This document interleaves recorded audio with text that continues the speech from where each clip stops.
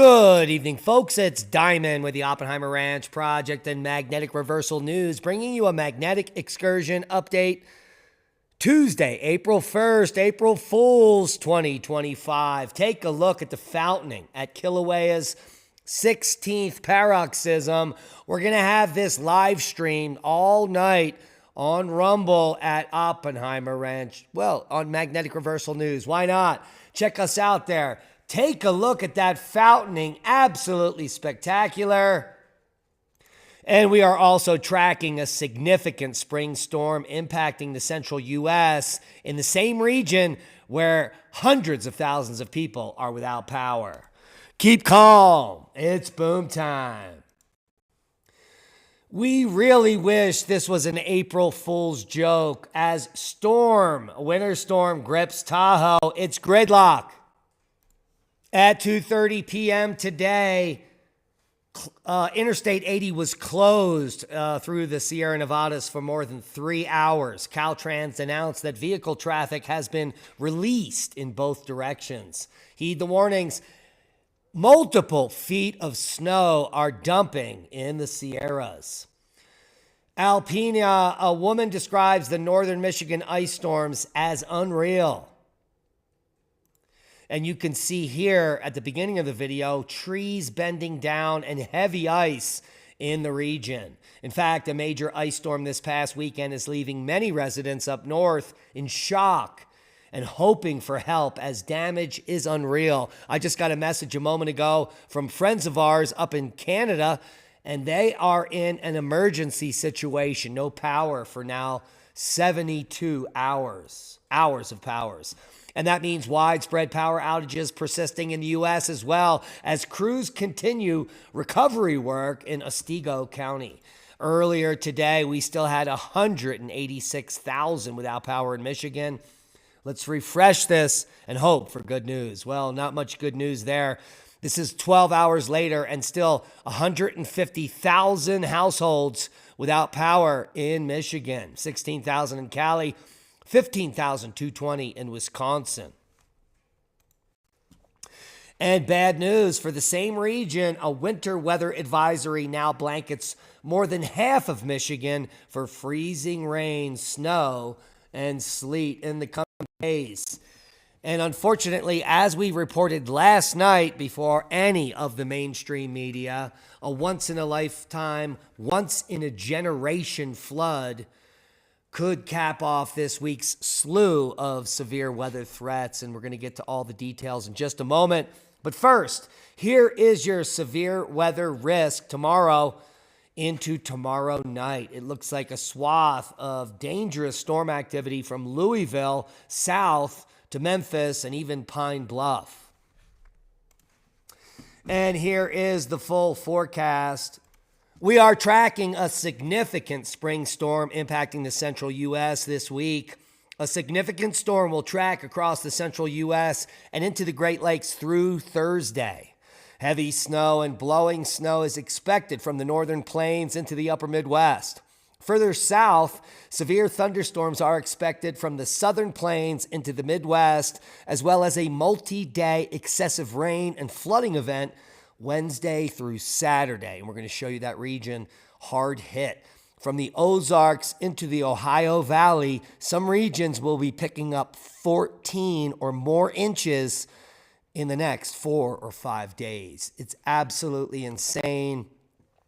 And let's take a look at the GFS model. 3, 6, 9 hours that storm really develops, starts bombing out over the Dakotas and Minnesota by morning.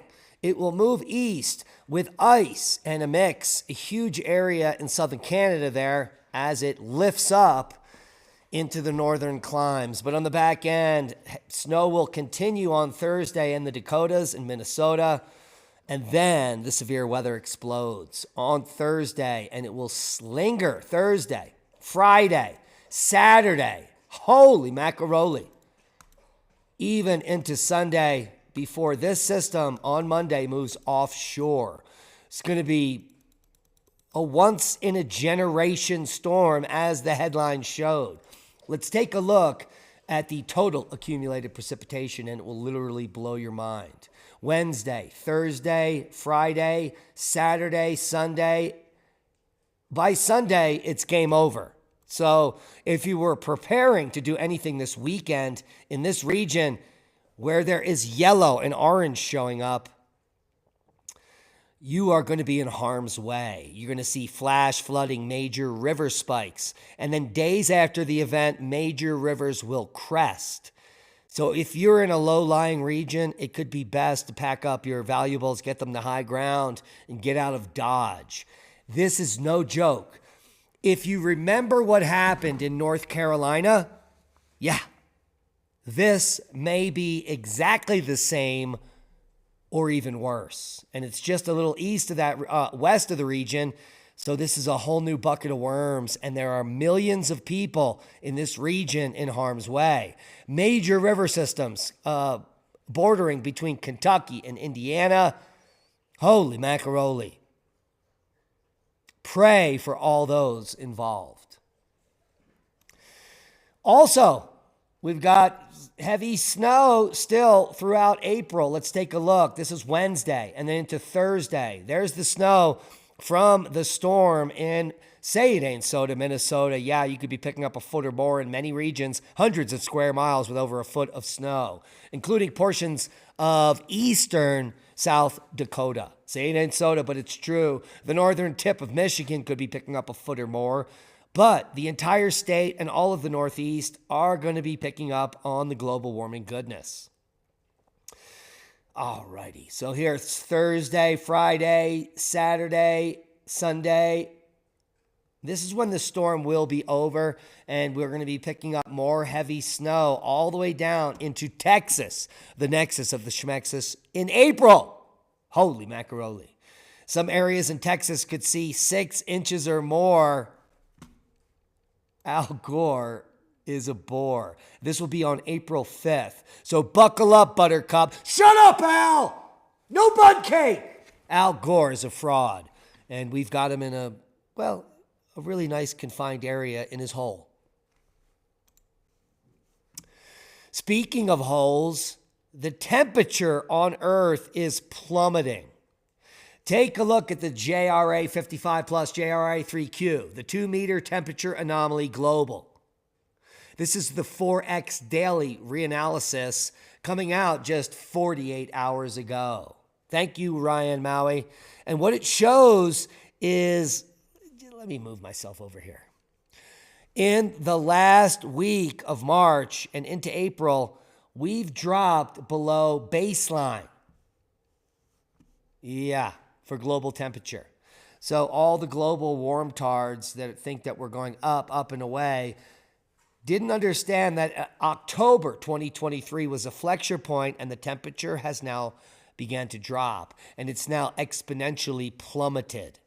It started plummeting just before November of 2024 and in the last 6 months we are colder than the temperature was in January of 2023.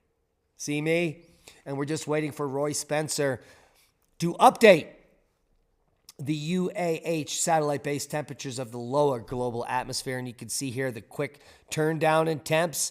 I would imagine the March update will be down here below baseline and blow people's minds.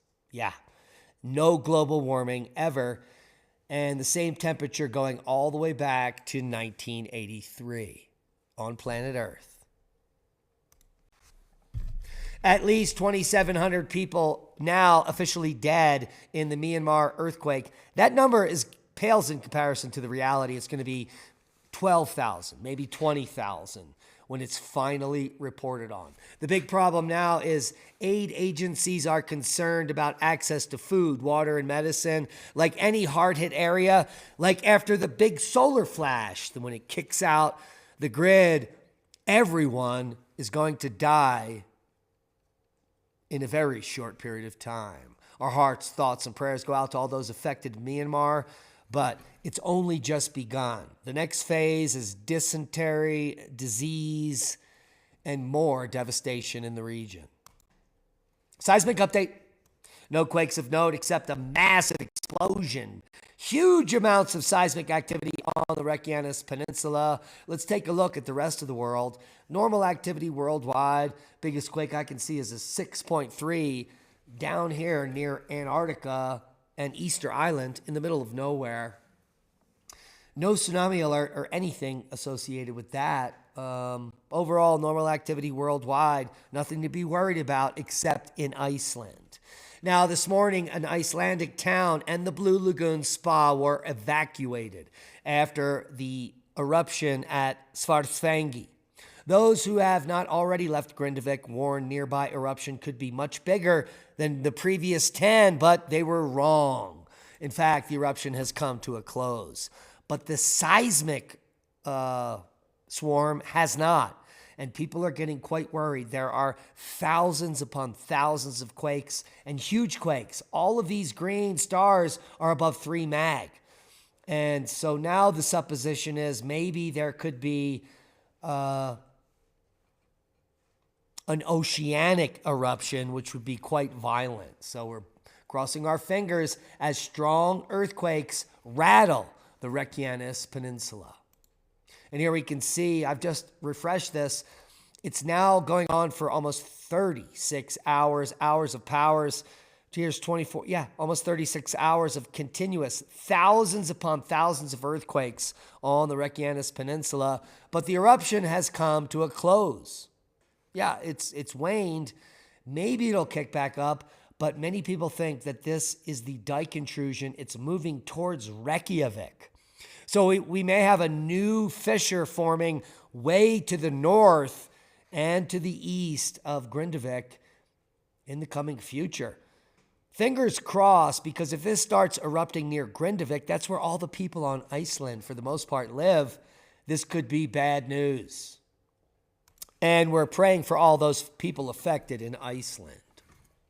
Worldwide volcano news, the rest of the erupting volcanoes, it's insane. White Island exploding today to 5,000 feet. We've got Conleon puffing and passing to 10,000. Semeru, who knew? Now you do, 15,000 foot blast. White Island uptick, 6,000 foot boom. There you can see the onset of the new eruption at Svartsengi. And there it was, the initial fissure eruption. It didn't grow to a massive size like they claimed. Something else is afoot. And basically, it had a little event here near Grindavik, threatening the town, but it stopped. And I think the dike is now moving north towards Grindavik. So that's good news, north towards Reykjavik, which is good news for Grindavik, because it's going to be moving that fissure into a region where nobody lives as it approaches Reykjavik. Holy macaroni. We've also got Dukono to 10,000 feet today. Svartsengi, an effusive eruption continuing, but has now ceased. Santaguito to 14,000 feet. There you can see the threat to the town. Fortunately, it was short-lived. Swanosima today exploded with a volcanic cloud. Ibu also puffing and passing to 6,000. Semeru, a volcanic ash reported. Katmai, a volcanic ash advisory there. Sakonijima exploded today. A volcanic cloud is unknown, observed, whatever the heck that means. Kilauea, the 16th episode of lava fountaining continues. And let's take a look at it. Oh, it's spectacular. And so right after we end here, I'm going to set up the live stream on Rumble at Magnetic Reversal News. So go get it. Go watch it. Go suck it up. Maybe it's going to be on, I'm still working out the kinks over at Rumble. So if you subscribe to both channels on Rumble, Oppenheimer Ranch Project and Magnetic Reversal News, if we get shut down on YouTube, you're going to be all set up because everything will be over there. So go over there, join us there, and be part of the team, part of the free speech movement on the interwebs. And this lava fountaining looks record-breaking. We're looking at 1,000, maybe 1,200 foot fountains here, way above the caldera rim. And so the viewing is spectacular. Give them a thumbs up over at the USGS for covering this.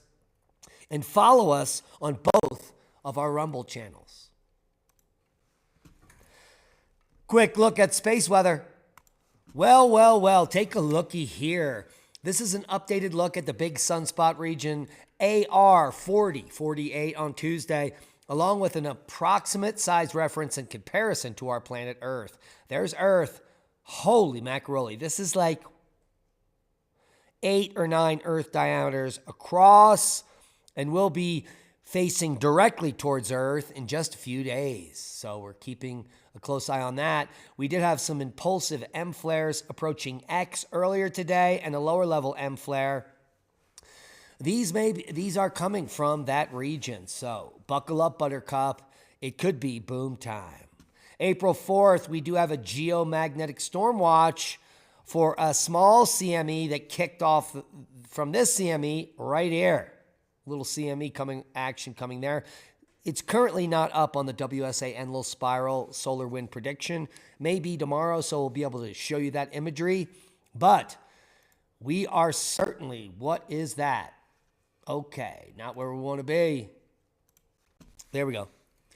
All right, we're certainly waiting for some updates in the morning, and keep a close eye on us as we update you every single day. 75% M flare threat, 25% X flare threat, and, well, we could be seeing some fantastic stuff in the near future. Still in an S1 radiation storm.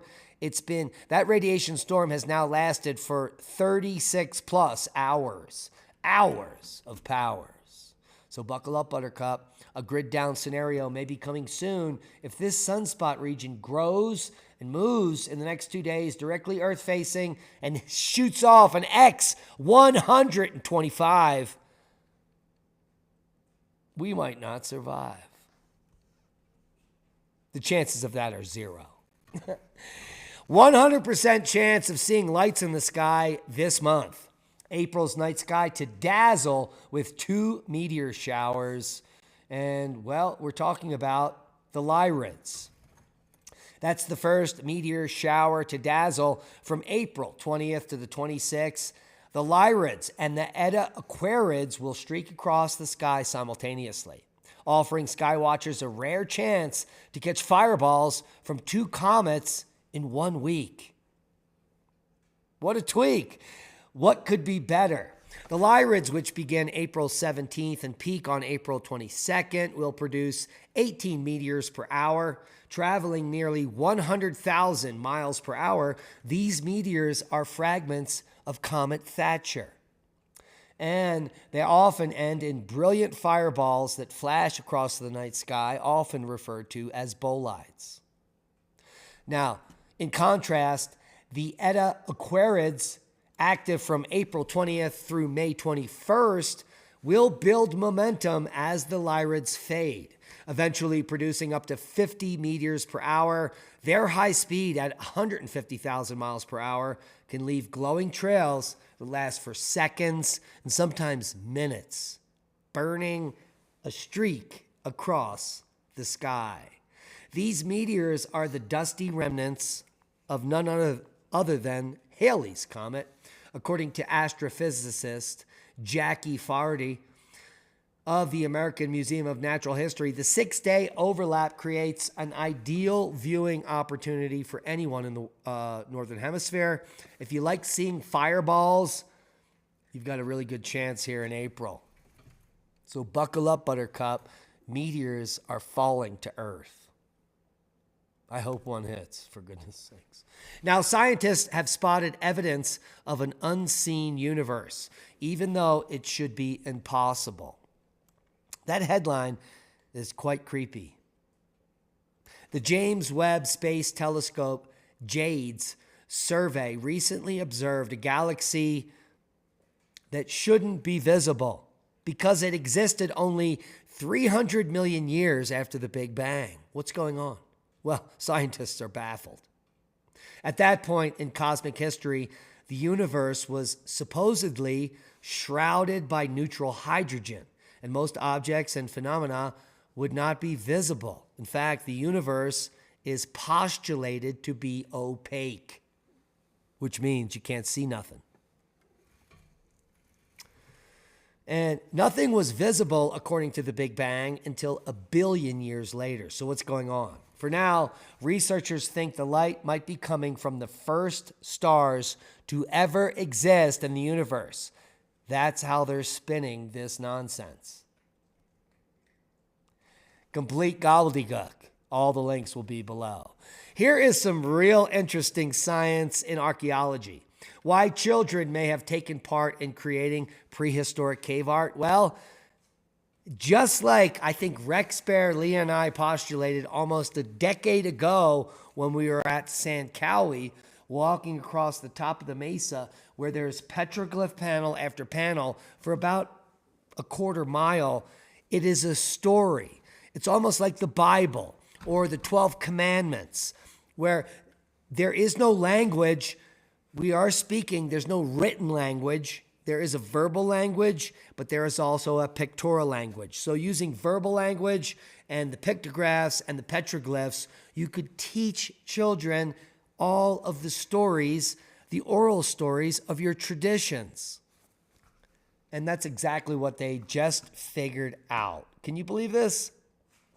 Here we're looking at finger paintings made by children in Rufagant Cave 14,000 to 20,000 years ago. And above it is where all the important pictographs and rock art exists. So the kids are moving in the mud. They were brought into these really deep, secure interior portions, very hard to get to inside the cave, where ancient humans must have had fires while they were ceremoniously doing these pictographs or whatever was happening then. No one knows what's going on. But in fact, a team in Tel Aviv University and researchers from the field of prehistoric archaeology has proposed an innovative. It was certainly an innovation. The innovative hypothesis regarding the intriguing question, why did ancient humans bring their young children to cave painting sites? Well, you have to be a retard to not understand why they would do that. And in order to get these children in there, we're talking deep underground through dark, meandering, hazardous passages for hundreds of feet. Well, it was part of their tradition. Next to many cave paintings, there are clear evidence of the presence of children as young as 2 years old. So far, most hypotheses have focused on the educational aspect, which is what we agree with. Learning the community's traditions and customs. However, we believe that children also played a unique cultural role in these caves. Young children were credited with special qualities in the spiritual world, enabling them to communicate with entities from beyond. Have we lost touch with ESP and other types of psychic abilities? It very well may be, and it has to do with the Yuga cycle. Leah and I have talked about this extensively, so check out all of the content on the Yuga at Magnetic Reversal News on Rumble.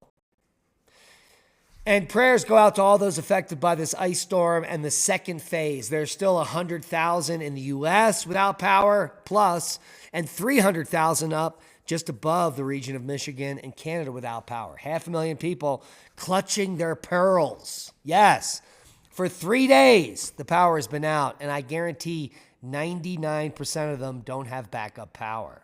Well, don't say oops when you have a power outage for a week. Get the oops, Exodus 1500. This baby charges in less than 3 hours with a single solar panel and will keep you up on the internet, all your phones charged, and a couple other things. If you want to run your house and actually keep your food safe, you're going to need a bigger unit, and Oops got that. For just $2,000 here, there is a lot of discounts here this month.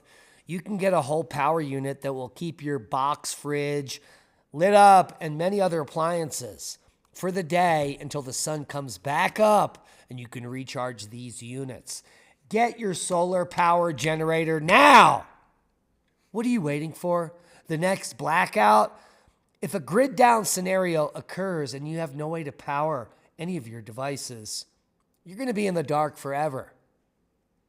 Proper prior planning prevents piss poor performance. Don't say oops, get the oops. And that's a boom. To knowledge, please hit the thumbs up. Subscribe to the channel. Half the people listening are unsubscribed. And if you just hit subscribe, it helps our channel grow. We love each and every one of you. Be safe. And that is a boom.